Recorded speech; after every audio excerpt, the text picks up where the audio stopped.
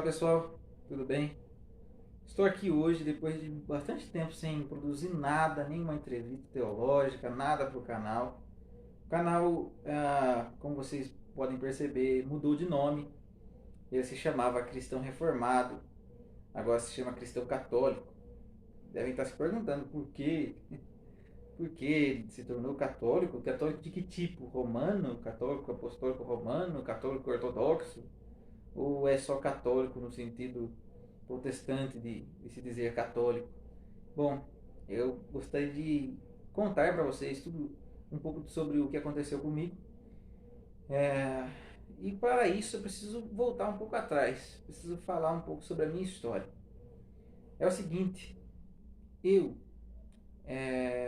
nasci em berço católico romano. Minha mãe era católica, meu pai não tinha religião. Meu pai nunca foi apegado a uma determinada religião, embora ele creia em Deus da forma dele, do jeito dele.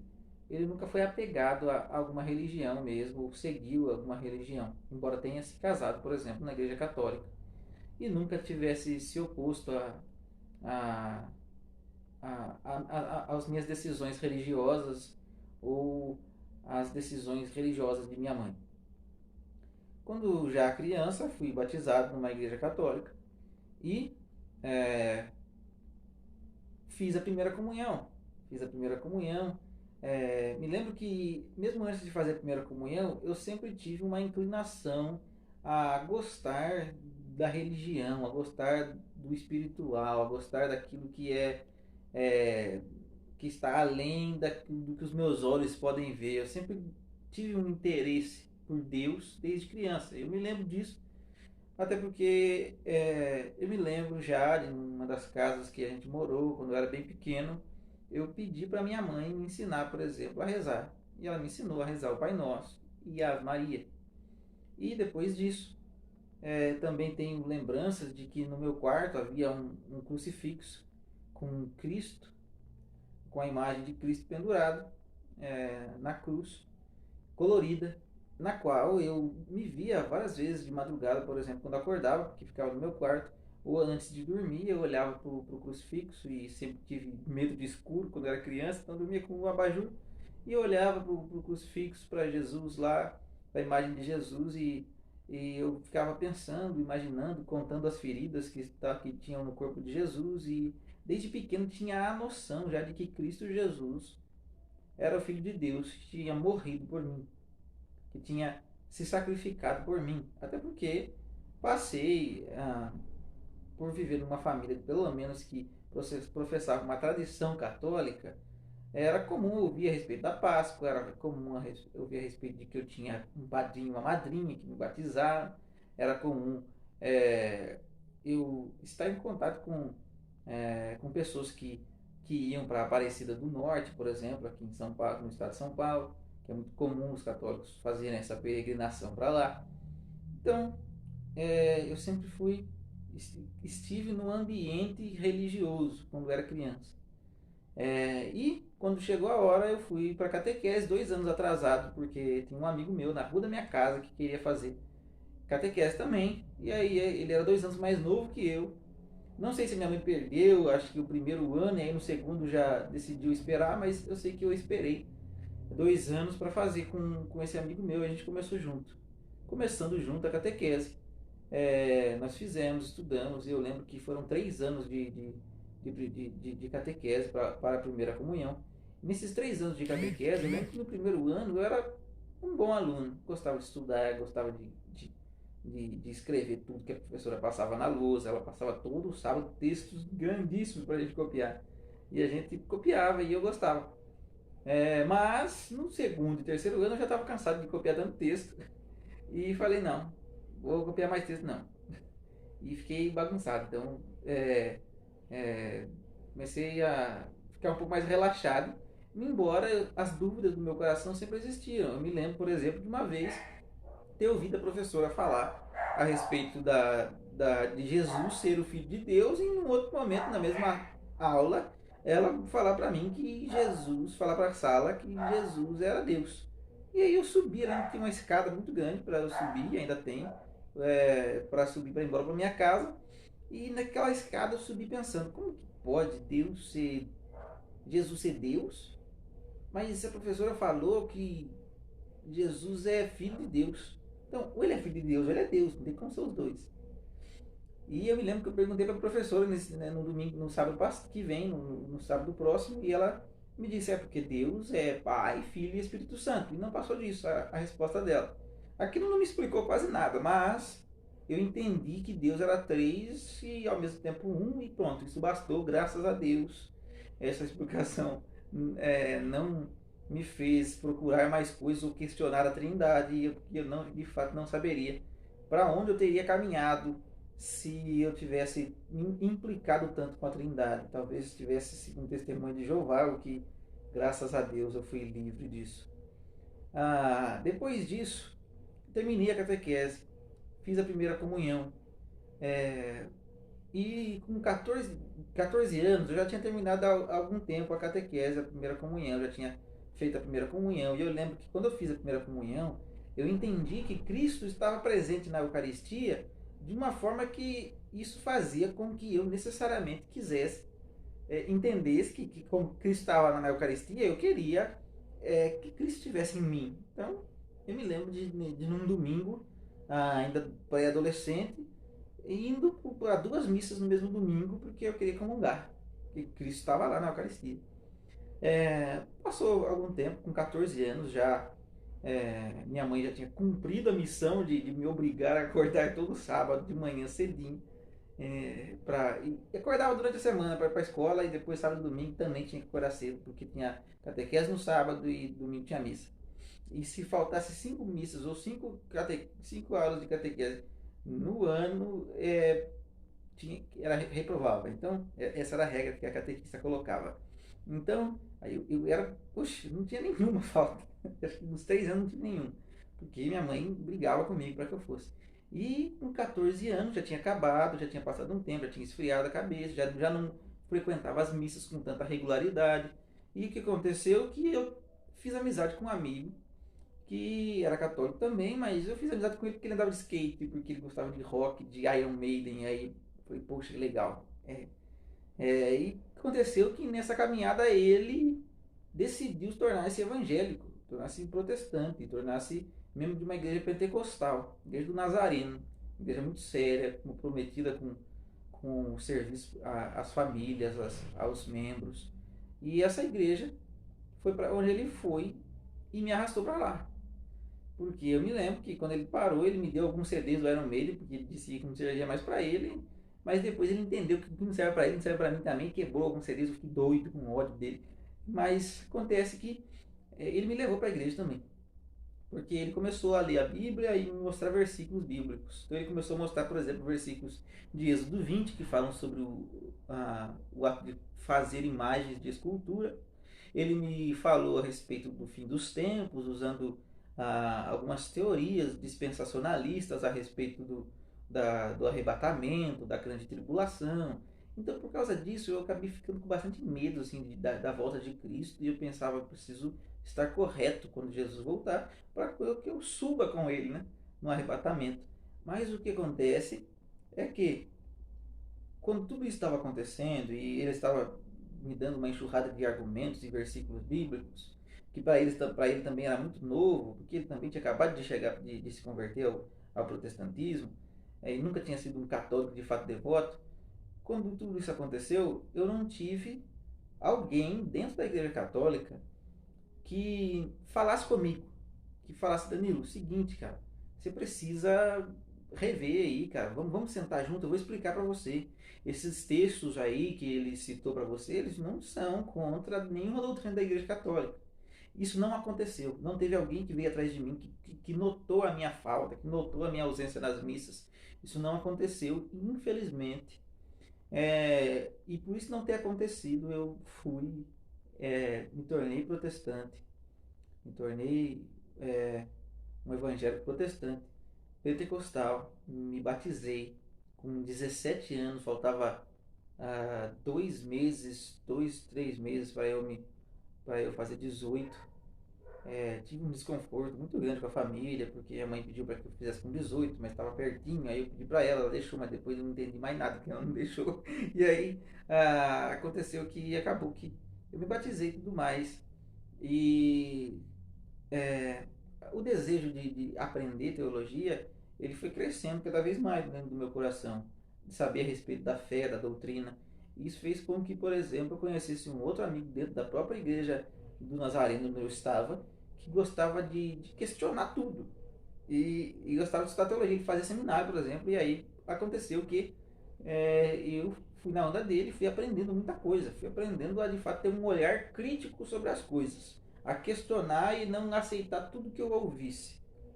E isso fez com que eu começasse a ter alguns questionamentos, e, principalmente a respeito de práticas pentecostais, como o ato de falar em línguas e outras coisas, de ter visões e profecias, que fez com que eu deixasse a igreja pentecostal, a igreja do Nazareno, e me tornasse um batista. E fui eu para uma igreja batista.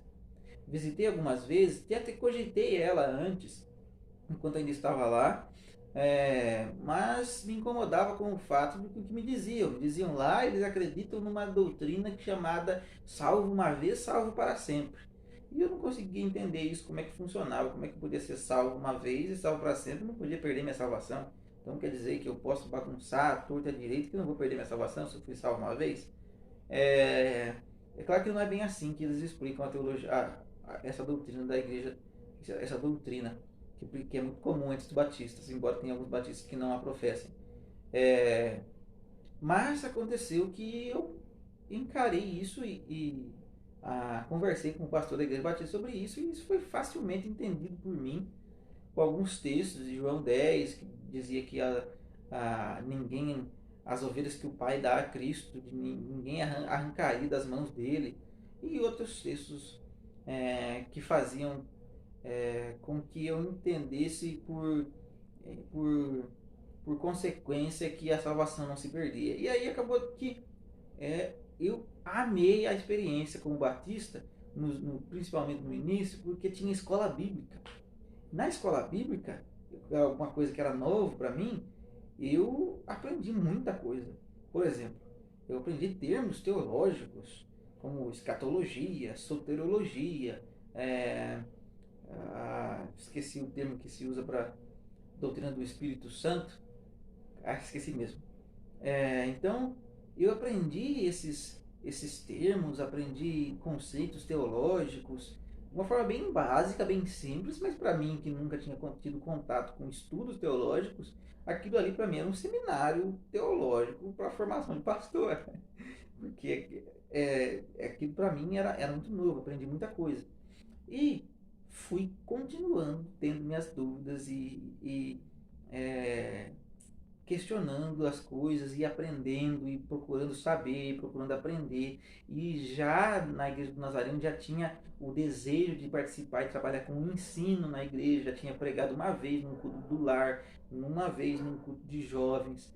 E aí foi que eu entrei de cabeça nisso na igreja batista. De fato, participava bastante disso, servia na igreja em diversos ministérios, ao mesmo tempo servia como zelador, eu abria e fechava a porta da igreja todos os domingos, eu era professor de escola bíblica, líder dos jovens, tocava na banda, tocava um pouquinho de tudo, nada muito bem, mas tocava um pouco de tudo. É, Ao mesmo tempo, teve momentos também que eu participei do Ministério de Oração, que fazia calendário de oração. Então, e todos os eventos que aconteciam na igreja, a gente estava lá. E lá eu conheci a minha esposa, Batista, logo no comecinho, já quando eu estava lá, eu conheci ela. A gente começou a namorar e casou lá na Igreja Batista. Mas eu me lembro que eu tinha bastante é, desejo de aprender sobre temas difíceis, como predestinação, por exemplo. E aí, o que eu fiz? Comecei a perguntar, primeiro, a primeira reação é perguntar para o pastor. O pastor me incentivou a estudar. Ele disse: você tem que estudar. Então, o que eu fiz? Fui para a internet, que está cheia de material, e comecei a estudar lá do jeito mais fácil, né? É, então, nessa época, eu comecei a comprar livro também. Então, eu comecei a comprar livro, comecei a estudar, então assisti muita pregação, sermão, aula do Augusto Nicodemos, de presbiterianos, porque presbiterianos, uns que mais tem material são os reformados na internet, principalmente na época que eu estava lá, o que eu mais via. Então, tinha muito material na internet, eu acabei ganhando grandes convicções reformadas, fui entendendo a diferença de posicionamentos teológicos diferentes, e aí passei por diversos posicionamentos, então eu aprendi sobre dispensacionalismo, aprendi sobre aliancismo, aprendi sobre o que é ser um reformado, aprendi sobre história da igreja, então muito pouco sobre história da igreja ainda, mas eu fui aprendendo muita coisa, então fui vendo como é que funcionava o raciocínio a argumentação daqueles que batizavam as crianças, porque para um batista ou para um pentecostal isso era muito estranho. Então, fui aprendendo, mas depois de casado, com um mês de casado, eu fiquei desempregado. Nesse tempo de desempregado, o que aconteceu? Eu fui procurar emprego numa marcenaria aqui perto da minha casa, aqui na minha cidade. Nessa marcenaria eu conheci o meu patrão, que era católico. Lá a gente passou por. Nossa, eu trabalhei acho que uns 2 anos lá e nesses 2 anos a gente conversou muito sobre religião. Muito, muito, muito, muito, muito. Ele me apresentou grupos de debates de católicos e protestantes. Inicialmente, como é que eu lidei com isso? Inicialmente eu fui, falei com. Tentei questioná-lo, falei, poxa, tentei, Testemunho de Jeová, Adventista, esse pessoalzinho aí pode até dar alguma dificuldade para a gente debater, porque eles vão usar texto bíblico, não sei o quê, mas católico é muito burro. E é de fato assim que eu pensava. Porque católico, poxa, ele não lê a Bíblia, pô, é só ler a Bíblia que vai ver lá os 10 mandamentos, tem logo no segundo mandamento lá falando para não fazer imagens de escultura. Então, poxa, só isso aí destrói todo o catolicismo. Então, eu pensava na minha cabecinha pequenininha que chegando lá, que bastava alguém corajoso entrar numa igreja católica e ler o texto de Êxodo e todo mundo se tornaria protestante evangélico, mas eu também não tinha essa coragem de fazer isso. E aí comecei a fazer questionamentos e perguntar para o meu chefe a respeito disso, a respeito do batismo das crianças, a respeito do uso das imagens.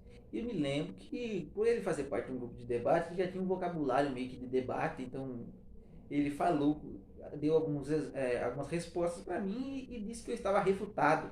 Eu pensei, poxa, como um camarada católico pode falar para mim que eu estou refutado? Eu fui para casa, considerei os argumentos dele e comecei a estudar.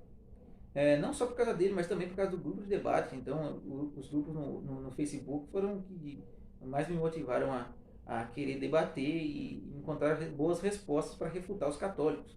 E aí eu comecei a entrar nesse mundo aí dos debates e estudar. Fiz amizades com pessoas que eram os grandes do grupo lá, que defendiam o lado protestante.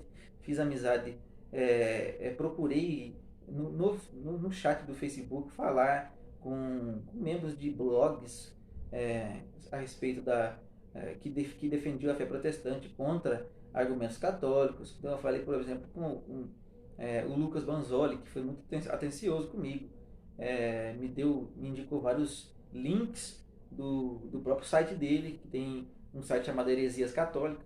Lá eu li bastante coisa, ele me mandou o livro Em Defesa do Sola Escritura, também li. Então, além disso, como eu vi que os católicos gostavam muito de história da igreja, e é aí que mora o perigo, porque o protestante não liga muito para a história da igreja, o foco dele é a Bíblia e pronto, acabou. Tudo tem que estar na Bíblia, tudo tem que sair da Bíblia, se eu leio só a Bíblia e ignoro o mundo inteiro, tá ótimo.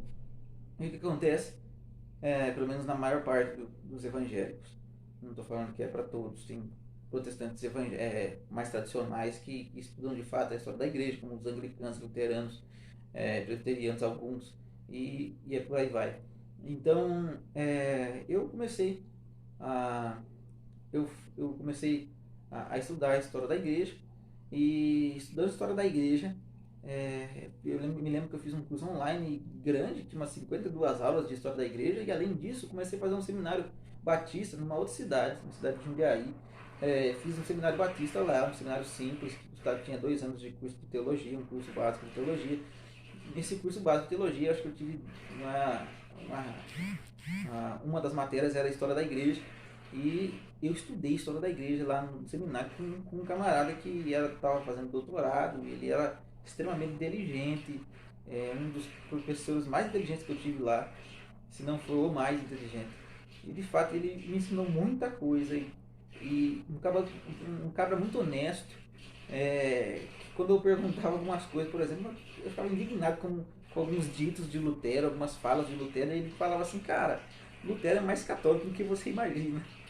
E de fato eu fui aprendendo isso. E tendo conhecimento de história da igreja, eu fui vendo que algumas práticas da igreja católica de fato se confirmavam na história. Se confirmavam na história. Diferente do que alguns protestantes diziam: foram acrescentados posteriormente, muito tardiamente, vários dogmas da igreja católica, mas alguns dogmas de fato foram reconhecidos tardiamente, o que não quer dizer que eles foram inventados tardiamente, nada foi inventado. Mas as práticas, por exemplo, como o do batismo, da oração pelos mortos, do uso das imagens, tudo isso era já muito antigo. Então eu comecei a lidar com isso, e juntei isso, por exemplo, à argumentação reformada do batismo das crianças, que chama as ordenanças, o batismo e ceia de sacramentos. Então, juntando tudo isso, eu falei: poxa, é isso mesmo que eu quero para minha vida. Eu quero ser reformado, presbiteriano. E aí já tinha uma convicção muito grande calvinista a respeito da soteriologia, dos 5 pontos do calvinismo. Já tinha estudado isso com John Piper, já tinha estudado isso com amigos, com professores do próprio seminário também, professores presbiterianos. Tinha um professor presbiteriano no seminário que me ajudava bastante com as dúvidas.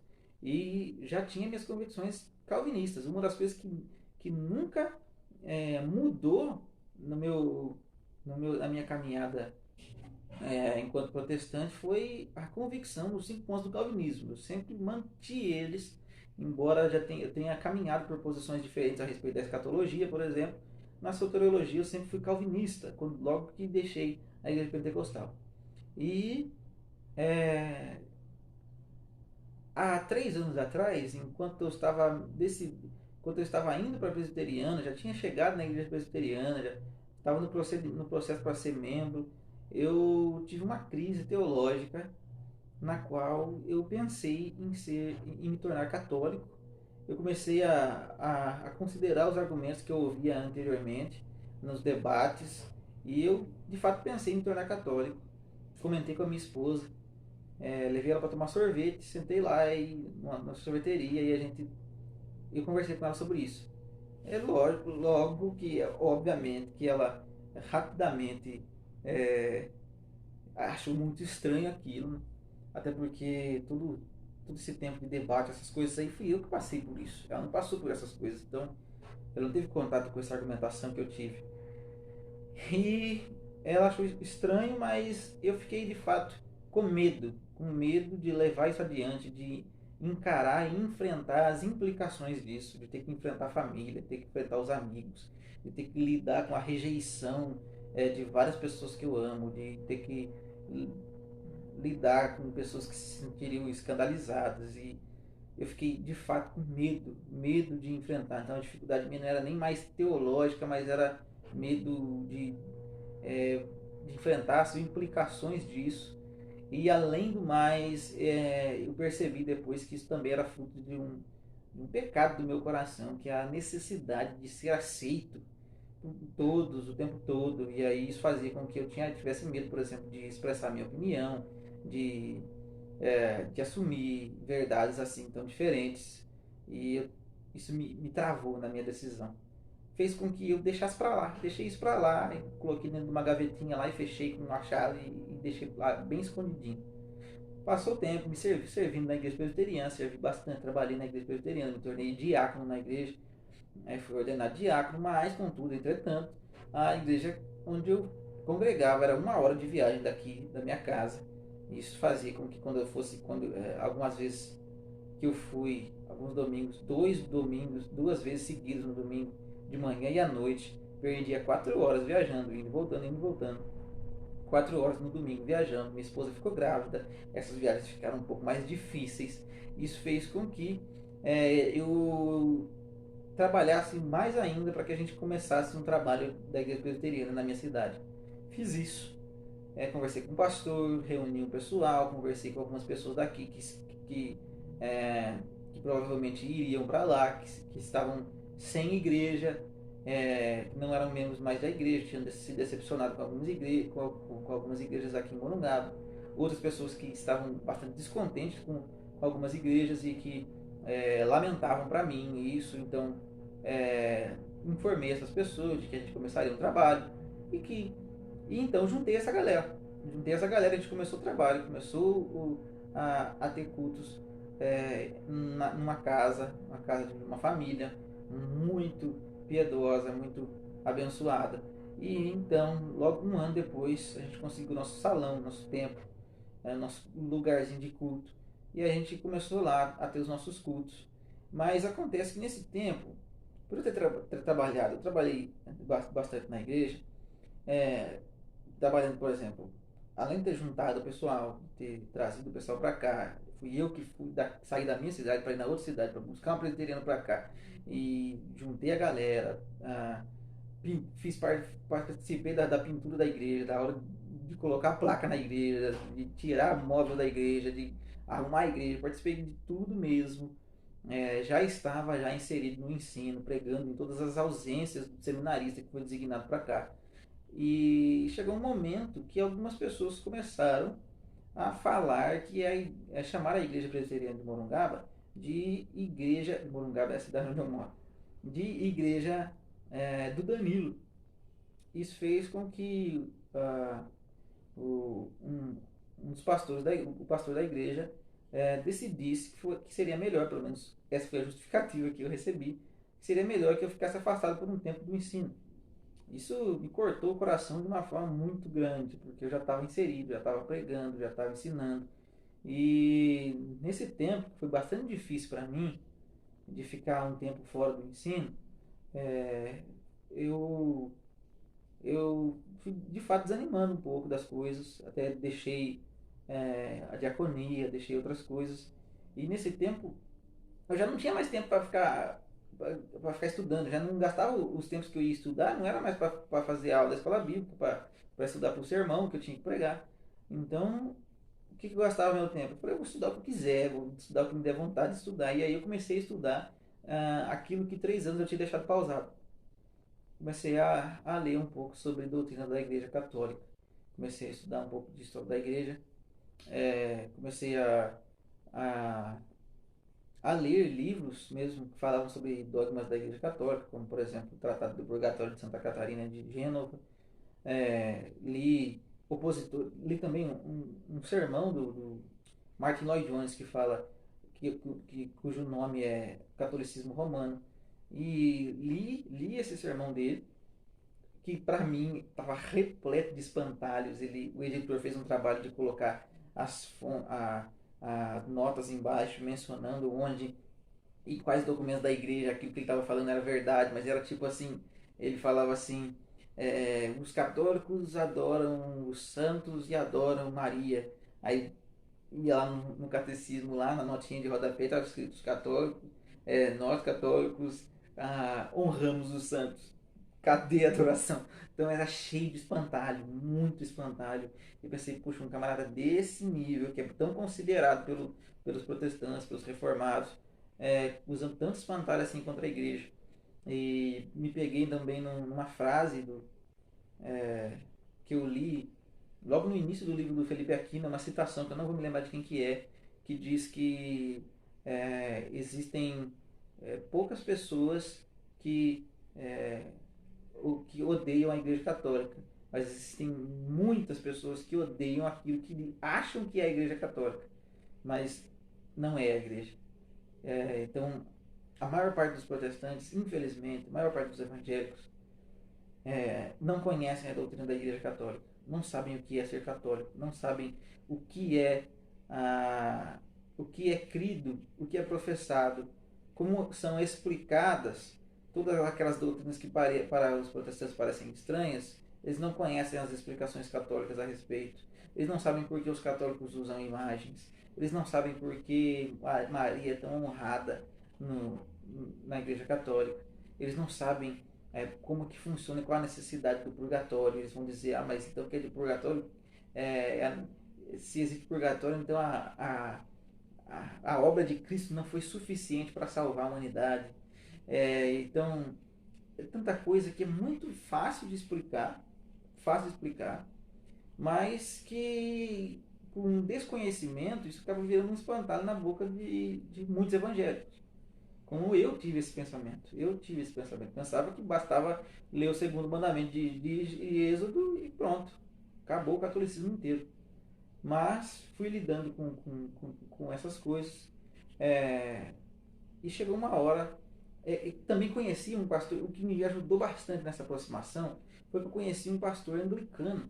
Pastor anglicano que, na minha perspectiva, ali ainda reformado, eu olhava para ele e falava: esse cara aí é católico, é um católico enrustido. Ele, poxa, o cara tenta imitar a Igreja Católica. Eu fui vendo, descobrindo que existiam muito mais pessoas que eram próximas à Igreja Católica, luteranos, anglicanos, tem uma proximidade da Igreja Católica muito maior. Você vê um culto luterano anglicano, você vê as vestes sacerdotais, você vê vela, você vê imagens dentro do culto. Tem muita coisa que você pensa, poxa, eles são católicos. Católicos. Isso é coisa de católico. Então, eu vi que dava para chegar mais perto do catolicismo, que dava para compreender, aceitar mais doutrinas que para mim eram católicas, sem cruzar a linha de protestante católico e ainda continuar protestante. Então, eu aprendi, por exemplo, que C.S. Lewis, o autor das Crônicas de Nárnia, cria no purgatório. Cria, né? Eu ainda creio, porque agora creio mais ainda. Então, eu sabia que C.S. Lewis cria no purgatório. E eu pensei, puxa, purgatório. Eu vi que era um pouco diferente. O purgatório dele tinha, em algum aspecto, ele era um pouco diferente do purgatório católico romano. Mas ele cria no purgatório. Eu vi que algumas confissões até admitiam a intercessão dos santos, embora a gente não possa crer, embora não pudesse crer que a gente pode pedir alguma coisa para o santo, porque ele não vai ouvir o que a gente está falando, não vai ouvir o que a gente está pedindo. Mas ele consegue ouvir, quer dizer, mas ele intercede por nós lá no céu. Então eu vi lá, por exemplo, o texto de Apocalipse, que fala que os mártires rogavam para que Deus fizesse justiça sobre os que estavam na terra, orando por coisas da terra.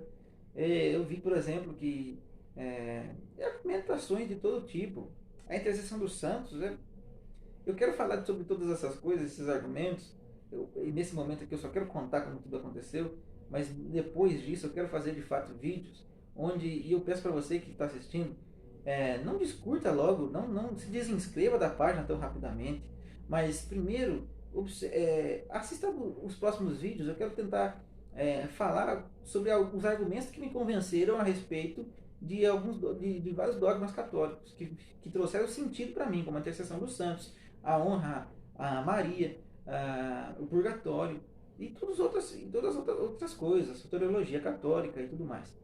Então, eu fui vendo que dava para chegar perto. Só que chegou uma hora, nesse tempo que eu estava estudando e afastado do ensino da igreja, que eu ultrapassei a linha sem que eu percebesse.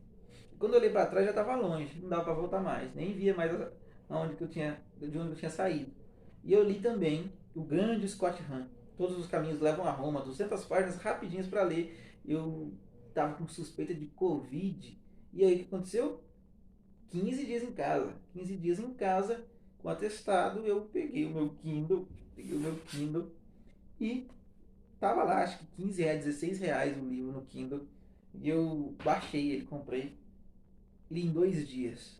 Que eu queria saber como é que Scott Hahn lidou com a esposa, lidou com a família, lidou com a rejeição, lidou com aquilo que mais me causava medo. Então, eu li tudo isso. E isso me deu uma força muito grande. Comecei a conversar já com os amigos católicos, falando da minha aproximação, eles já muito felizes, rezando por mim. conversei com minha esposa outra vez e por coincidência nós fomos tomar açaí em outro lugar, mas acabou que ela queria comer alguma coisa que não tinha lá e a gente foi, vamos procurar alguma coisa caminhando na cidade. A gente chegou na mesma sorveteria que a gente estava e lá eu falei de novo para ela que eu queria ser católico. Dessa vez agora mais convicto, mas ela ainda não tinha caído a ficha. Ela caiu a ficha quando eu fui falar com o padre. Marquei uma reunião com ele e falei com ele. Então, chegou um momento da minha vida que eu comecei que o protestantismo já não fazia sentido nenhum para mim mais. A base maior para que o protestantismo funcione, principalmente denominações mais tardias, não tão tardias, mas a partir da reforma reformada, que é uma reforma mais radical, o luteranismo e o anglicanismo são uma reforma mais light, uma reforma que mantém muita coisa ainda da Igreja Católica. Mas a partir da reforma reformada, presbiterianos para frente, há uma posição mais radical a respeito dos 5 solas da reforma. Se você conversar com um anglicano, um anglo-católico ou um anglicano mais próximo do catolicismo, ele e perguntar a respeito dos 5 solas, ele vai dizer que crê, mas de uma forma bem diferente. Então, por exemplo, o sola scriptura. Sola scriptura, para todos os que vêm aí de tradições depois da reforma reformada, que tem uma tradição mais radical, uma reforma mais radical, vão entender que o sola scriptura é a ideia de que toda doutrina deve estar fundamentada na escritura. Alguns mais próximos ainda da reforma reformada, como os presbiterianos, ainda têm seus documentos de fé. Por exemplo, os presbiterianos têm os símbolos de Westminster, confissão de fé, catecismo maior e menor. Contudo, esses são documentos que são regulados pela Escritura. Eles chamam de norma regulada. A Escritura é a norma reguladora que regula os documentos que são as normas reguladoras, as normas reguladas e que foram escritos ali para saber o que se deveria ser ensinado para a igreja de uma forma uniforme. É óbvio que hoje nenhum presbiteriano, quer dizer, eu acho que 5% dos presbiterianos, principalmente no Brasil, subscrevem totalmente os símbolos de Westminster. Quer um exemplo? Os símbolos de Westminster, no Catecismo Maior, na interpretação do segundo mandamento, diz que é pecaminoso e condenado pelo segundo mandamento, que diz que não devemos fazer imagens de esculturas, fazer imagens de qualquer uma das pessoas da Trindade, e diz também que é pecado fazer até mesmo imagens mentais da pessoa de Jesus Cristo. Então imagine, qualquer uma das pessoas da Trindade. Você está lendo o texto dos Evangelhos, lendo a narrativa da vida de Jesus, lendo a narrativa da crucificação, mas você tem que ler tudo isso sem imaginar Cristo crucificado, sem imaginar Cristo ensinando, sem imaginar Cristo multiplicando os pães ou andando sobre as águas. Você não pode imaginar. Se você imaginar Cristo, você fez uma imagem mental de Jesus e você pecou contra o segundo mandamento. Nenhum hoje presbiteriano, se existe, é muito pouco. E eu tentava ser assim, porque eu queria ser coerente. Eu queria, se eu fosse presbiteriano, que fosse presbiteriano de verdade. Se é para dizer que subscreve os símbolos de Westminster, eu queria subscrever de fato. Aconteceu que eu, então, percebi que nenhum presbiteriano subscreve de fato, alguns mais radicais. E esses são a minoria taxada de radicais, de chatos, de muitas outras coisas. Então, por exemplo, essa interpretação do segundo mandamento do Catecismo Maior de Westminster não é subscrita. A ideia de que... E outras coisas nas confissões. Então, as confissões, os símbolos de fé, eles, mesmo que as pessoas digam assim, nós temos o Sola Escritura, mas nós também temos as confissões, os documentos. No final das contas, é só a Bíblia. Porque quando você questiona por que alguém faz imagem mental de Jesus ou coloca imagens de Jesus nas revistas das crianças para desenhar, e alguns não colocam porque são mais radicais de fato, eles vão dizer, mas o catecismo é radical, é um histórico, estava lá no século XVII, isso aí... Então ele argumenta, e por fim, e o melhor argumento que eu já vi quando se questiona a respeito da doutrina, da falta de confessionalidade, de subscrição às confissões, é a seguinte: os próprios símbolos de Westminster dizem que são falíveis. Então, se eles são falíveis, pronto. É norma regulada, não é norma reguladora. Então, há sempre uma licença para crer que somente a Escritura é infalível e pronto, acabou. Há sempre uma licença para dizer que, para discordar do que você quiser, usando a Escritura, usando a Bíblia. Então, como eu estava dizendo, o sola escritura é um dos pontos principais aí que vão determinar se você continuará sendo protestante ou se você será membro de uma outra tradição, seja ortodoxo ou católico ou romano. Não que os católicos romanos não sejam ortodoxos também, lógico que são, mas é assim que é conhecida a Igreja Oriental. Então, o que determina é a questão do que é autoridade para você. Isso foi o fato determinante na minha vida para me tornar-se católico. O ponto determinante foi esse. Eu tinha que aprender sobre as outras doutrinas? Sim, eu tinha, mas o ponto determinante foi esse. Se a única regra de fé existente é a Escritura, a Bíblia, e tudo tem que estar nela, eu teria então que encontrar na própria Escritura, na própria Bíblia, que tudo tem que estar na Escritura. Eu teria que então encontrar na própria Bíblia o princípio do sola Escritura. Eu teria então que encontrar na própria Bíblia versículos que dissessem que tudo tem que estar na Bíblia, que toda doutrina tem que estar na Escritura. Mas não é isso que eu via. Eu via Paulo dizendo que a gente tinha que observar e guardar tanto as tradições escritas quanto as faladas. Então, além disso, todo protestante tem 66 livros na sua Bíblia, diferente dos católicos que tem 73. Os protestantes têm 66 livros na Bíblia e eles acreditam que só aqueles são inspirados por Deus e pronto, acabou. Mas quem foi que determinou que esses livros que eles têm são inspirados ou não? Se você crê que tudo deve estar na Bíblia, que toda doutrina deve surgir da Escritura, então você deve entender que na Escritura deve ter um versículo bíblico, deve ter textos bíblicos mostrando uma lista com os 66 livros da Escritura, os 66 livros da Bíblia. Mas não tem uma lista com 66 livros da Bíblia, quais são inspirados e quais não. E mesmo que tivesse uma lista na própria Bíblia com 66 livros da Bíblia, ainda seria necessário que alguém dissesse que aquele livro que dá a lista dos 66 livros é inspirado por Deus. Então, só a Escritura não funciona de jeito nenhum, porque não existe. Porque não tem na própria Escritura um versículo falando que somente a Escritura é regra de fé.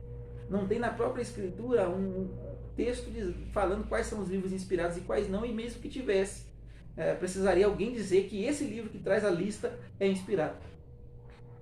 Agora, se você crê que há uma igreja instituída por Cristo, uma única igreja instituída por Cristo, a qual Jesus disse: Pedro, tu és pedra, e sobre esta pedra edificaria a minha igreja, uma igreja que recebe as chaves do Reino dos Céus para ligar aquilo na terra, aquilo que seria ligado no céu, uma igreja única, instituída por Jesus Cristo, que recebe a promessa de que as portas do inferno nunca prevaleceriam contra ela. Quando você chega nessa conclusão e olha para a história da igreja, como diz Newman diz o seguinte, Henry Newman é um santo católico que era ex-anglicano, era anglicano, pastor anglicano e se converteu ao catolicismo. Ele diz o seguinte: aprofundar-se na história da igreja, aprofundar-se na história é deixar de ser protestante. Isso é um fato. Antes do catolicismo brilhar para mim, o protestantismo caiu. Só a Escritura já não fazia mais sentido para mim fazia muito tempo.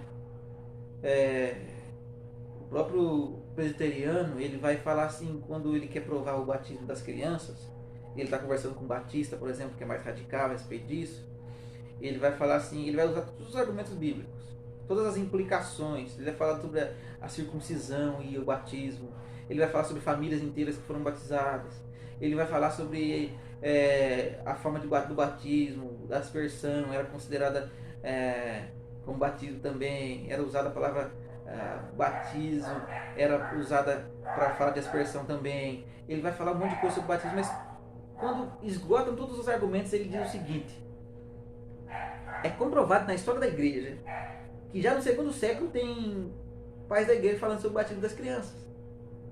E aí o que acontece? Eu ouvi um testemunho esses dias de um pastor presbiteriano que se converteu para o catolicismo, hoje é católico. Ele disse o seguinte: eu estava debatendo com o Batista, e quando eu falei para ele do argumento histórico, ele disse o seguinte: se você for considerar o argumento histórico, você também vai ter que aceitar a devoção à Virgem Maria e o uso das imagens e a oração pelos mortos. Por quê? Porque isso também é comprovado na Escritura já desde muito cedo na história da igreja.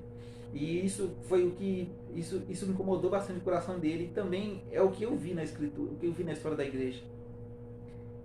Eu não conseguia imaginar o seguinte: como que pais da igreja, e bispos e pastores da igreja, que estavam tão próximos dos apóstolos, e alguns que foram discípulos diretos dos apóstolos, poderiam dizer coisas que eu não cria, poderiam dizer coisas cridas pela igreja católica, poderiam falar a respeito de doutrinas que a igreja católica defendia, que o protestante, na grande maioria, não defende, e eles estarem errados.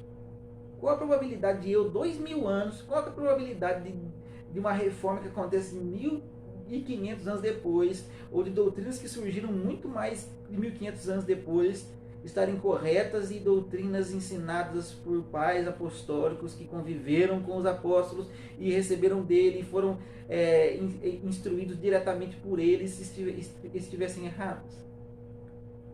Os pais apostólicos, já no início, no segundo, terceiro século, batizando seus bebês, estavam errados. A oração à Virgem Maria, a devoção à Virgem Maria, a oração pelos mortos, as escritas nas catacumbas, já muito tardiamente, de Paulo e Pedro, São Paulo, São Pedro, rogai por nós, tudo isso estava errado, já no começo, já tão próximo dos apóstolos. E quem está certo é a gente depois de 2000 anos depois. Tudo isso foi me incomodando no coração, a ponto que chegou um momento que eu falei: eu preciso me tornar católico. E chegou um momento que o meu coração já estava incomodado, que já estava, para mim, já estava desobedecendo a minha própria consciência, desobedecendo aquilo que eu entendi que era a vontade de Deus. Depois disso, é claro, eu tive que enfrentar as implicações disso. Essa foi a parte mais difícil, foi sofrido para mim. Ter que contar para alguns amigos, ter que contar para algumas pessoas, ter que me desligar da igreja. Isso foi bastante dolorido, ao mesmo tempo que eu sabia que eu estava fazendo a vontade de Deus, e isso me trazia uma grande alegria no coração, e eu experimentava um mix ali de felicidade e ao mesmo tempo dor e tristeza, por causa do próprio pecado do meu coração, que necessitava de aceitação em tudo que eu fizesse. Então, o que eu digo para você, meu irmão, minha irmã, que se vê numa situação parecida, não tenha medo, não tenha medo, não tenha medo das implicações, não tenha medo de enfrentar quem quer que seja. Se você entendeu que a Igreja Católica é a única instituída por Cristo, se você tem já dúvidas a respeito disso, não coloque numa gavetinha e feche por anos, como eu fiz e como outras pessoas também fizeram. Estude, gaste seu tempo, sane suas dúvidas, sem medo, e enfrente o que você deve precisar enfrentar, para que você faça parte da igreja instituída por Cristo. Não tenha medo. Seja corajoso. O que eu digo para você também é católico, que vê um irmão se afastando da igreja, indo para uma outra denominação, uma igreja evangélica, não chamo nem de outra denominação, mas uma igreja protestante. Vá atrás dele, procure saber o que está acontecendo, tente argumentar. Se você não puder ajudá-lo, converse com alguém que possa, alguém que tenha entendimento, que tenha estudo a respeito da doutrina da igreja. Procure ajudar essa pessoa. E é o seguinte: hoje eu posso dizer que eu sou católico, apostólico, romano. Foi por isso que eu mudei o nome da página. Peço para vocês mais uma vez, não se desinscrevam do canal, mas tenha paciência, veja alguns vídeos depois. Eu quero falar, esse vídeo não serviu para eu fazer apologética, não serviu para eu falar a respeito de nada, só serviu para que eu contasse como tudo aconteceu. Tenha paciência, leia, ouça alguns, assista os próximos vídeos que eu vou postar falando a respeito disso. Leia o livro do Scott Hahn, Todos os Caminhos Levam a Roma. Desarme o seu coração anticatólico. A maioria dos evangélicos são anticatólicos. Desarme o seu coração anticatólico. E é isso. É isso que eu queria contar para vocês. Hoje eu sou católico. Hoje eu já participo das missas todos os domingos. Já estou no processo de recebimento na Igreja Católica, onde eu farei minha profissão de fé e outros procedimentos necessários para que eu volte a poder comungar da Santa Eucaristia. E isso é o que eu mais espero que possa acontecer o mais breve possível. É isso aí. Agora aqui é noite, então a vocês uma boa noite e que Deus os abençoe.